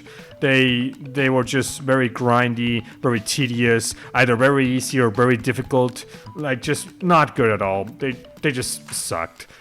So yeah. So Paper Mario: Thousand-Year Door. It was the last time that we got a proper Paper Mario RPG game, and people have been begging for a new one for so long. So much so that when the Paper Mario inspired game Bugfade was released, plenty of people were flocked to it and pretty much played it. So yeah, like the Paper Mario faithful, they want Paper Mario back. Like actual Paper Mario. Like they really just want it back. And if you make a remaster of Paper Mario: Thousand-Year Door, since that game is stuck in the GameCube, then do you know how many people would play that shit? Like, holy shit. Like, Django, how many people have you seen that literally are just Paper Mario fans, just want the old school Paper Mario return? How many have you seen it? I've seen quite a bit, yeah. I have 2 to 3 of my personal friends, including my best friend of all time, that has been dying to get a new Paper Mario game in that style. They've been dying, begging for one. And so much so that some of them have even gone out of their way to literally make one themselves. Yeah, that's how much they've been dying for it. They want it so badly. And yeah, I don't blame them. I mean, Paper Mario, for them, it's been dead since arguably the 2010s. Like, Super Paper Mario, some enjoy the story, but not so much the gameplay. But all of them unanimously say the Thousand-Year Door was the last time Paper Mario was, so to speak. And people want it so much. And I don't blame them. Like, yeah, it's Paper Mario. And the original Paper Mario RPG series. Like, have you ever played a Mario RPG, Django? I've played a little bit. I haven't played too much, though. Which one? I don't remember. I think it was probably like the second one. A Thousand Year Door on the GameCube? Yeah. Okay, because the first Paper Mario was released on the Nintendo 64, so you didn't play on the 64, then it had to be the second one, Thousand Year Door on the GameCube. So yeah. I played the first Paper Mario. It was a pretty enjoyable, pretty good RPG, and one of the most creative endeavors I've ever seen Mario tackle, by the way. And when I say creative, I mean when the developers, Nintendo and Intelligent Systems, actually are allowed to be fully creative of the Mario world, instead of just doing the basic, Mario world that we've seen several times. So, and yeah, and Thousand Year Door, I've been wanting to play it, but there's just one problem. I don't have the game. And getting a copy is expensive. It is expensive as fuck. Christ. It's gonna cost me just as much. I'm betting it's gonna cost me just as much as buying Fatal Frame 1 on the PS2, which was $150. So yeah, it's gonna cost that much. I'm counting on that, and holy fucking shit. And that's even assuming the copy's in pretty good shape. But yeah, Paper Mario Thousand Year Door, it needs a remaster. It needs to be ported to the Switch immediately, ASAP. Like, seriously, we need it. We fucking need it. So yeah, we need it. So yeah, that's what I gotta say with Paper Mario Thousand Year Door. And for those in the comments that are just dying for Paper Mario to return, yeah, I feel you guys. I feel you too. So yeah. And yeah, that's pretty much it when it comes to the games that I think really need remasters. So the Django, do you got any others? I just got like maybe 3 or 4. The Rogue Squadron 2 and 3 games, I would love to see remasters. Yes. They're only locked to GameCube, Yes. but I would love to see them come out of GameCube for sure, because they're fantastic. Rogue Squadron 2 is probably consensus as the best game by everyone, but people have liked Rogue Squadron 1 and 3, of course, but 2 I think is most beloved by everyone. General consensus on the Rogue Squadron games. 2 is the most fan favorite. 3 is the least liked, but not because it's a bad game or even an okay game. It's more so because they went in a bit of a new direction of sorts, at least with Luke's campaign, making it so that it had the on-foot sections. The on-foot sections are definitely the weakest part of that game. Everything else, from the Starfighters sections to even the ground vehicles, they actually work fine. And even had a multiplayer from not only Versus, but even had a cooperative campaign, which is the entirety of Rogue Squadron 2. Yeah, Rogue Squadron 3, it had the entire Rogue Squadron 2 playable in co-op with a friend. Yeah, somehow it was both games in one. You had the entire Rogue Squadron 3 in single-player campaign, you had a Versus mode, and you had the entirety of Rogue Squadron 2 in co-op 2 players. I don't know how they did it, but they literally crammed both games into that disc. So, and if you ask me, since they did that, they might as well just make one remaster that has both games. Just Rogue Squadron 2 and 3. Like, maybe just make it a third game, but instead of just limiting Rogue Squadron 2 to the co-op, enable it to be played in single player and played in co-op too. So that way you have both games into one. Definitely. Yeah. As for Rogue Squadron 1, we've already said we need a remake, so yeah. Yep. Okay. And then a couple others, Mega Assault 1 and 2. They're more of the Xbox. Yeah, I'm just trying to think of the best term. I know they're for the Xbox, but they are very streamlined, very easy to get into versions of Mech Warrior, which is very strategic and simulated. So it's more for everyone. But I enjoyed those games, even though there are issues with the story and the gameplay and such, some parts of the gameplay. But I did enjoy those. Those are beloved games. I would love to see those come to the Xbox or whatever down the road. That would be awesome. And then another couple, Two Towers and Return of the King, because we had some Lord of the Rings discussions. We won't get into that just yet. But Two Towers and Return of the King were actually really great movie tie-in games. Return of the King, especially for me. I love that game quite a bit, and to see, if you love Lord of the Rings, you play these games, you know what I mean. These are awesome, like one of the best Lord of the Rings games out there to date.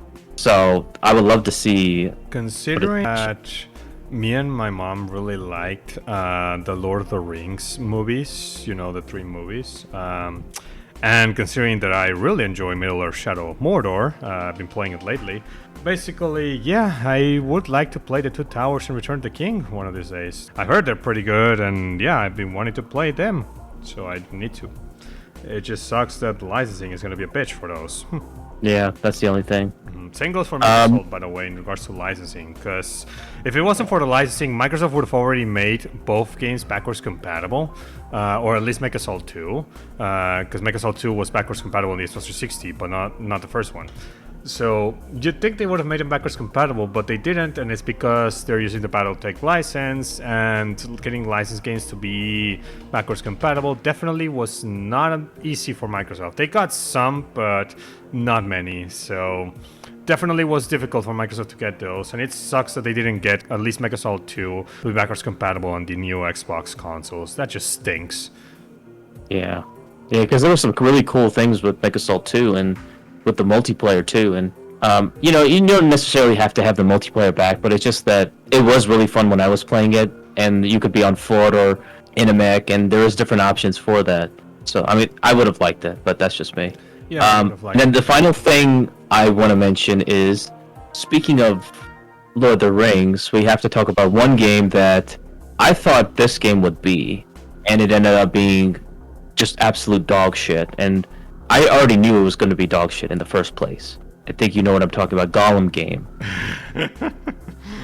So I was thinking of this because the Gollum game was coming out. I thought it would be closer to how this was going to be, but no, it's complete opposite. It's dog shit. Don't even have to worry about it. I knew it was going to be dog shit in the first place.